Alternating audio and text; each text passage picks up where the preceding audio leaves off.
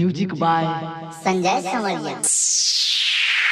दिदिया के खान हऊ सरस्वती माई, पूजला ये भाई लोग सिरवा झुकाई। दिदिया के खान हऊ सरस्वती माई, पूजला ये भाई लोग सिरवा झुकाई। कहतानी बतिया जवन सच बाटे भाई, कोपिया कलम ले ले बिनावा बजावतानी सरस्वती माई। कोपिया कलम ले ले बिनावा बजावतानी सरस्वती माई। सरस्वती माई प्रेम से बोली सरस्वती मैया की जय। कोपिया कलम ले ले बिनावा बजावतानी बिनावा बजावतानी बिनावा बजावतानी सरस्वती माई। हंस के सवारी बाटे मोर सरधमाई के, लालसा पूरा दीजे भी मंगब मन में माई से। मंगब मन में माई, हाँ हंस के सवारी बाटे मोर सरधमाई के, लालसा पूरा दीजे भी मंगब मन में माई से। कठिन परीक्षा में दे दी सफलता मोर माई।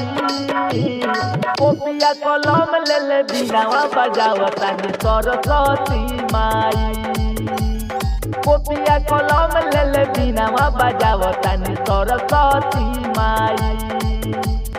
सरस्वती माई। Nandini recording studio, Bajrang Chowk, Basantpur. कोपिया कलम ले ले बिनावा बजावतानी बिनावा बजावतानी बिनावा बजावतानी सरस्वती माई। रसीला रंजीत लिखले महिमा सरधमाई के, संजय संवरिया गा के सुनावे सब भाई के। सुनावे सब भाई, हाँ रसीला रंजीत लिखले महिमा सरधमाई के, संजय संवरिया गा के सुनावे सब भाई के। तेरा बुना दरिया का चमकी मोर की समतिया है माई। कोपिया कलम ले ले बिनावा बजावतानी सरस्वती माई। कोपिया कलम ले ले बिनावा बजावतानी सरस्वती माई।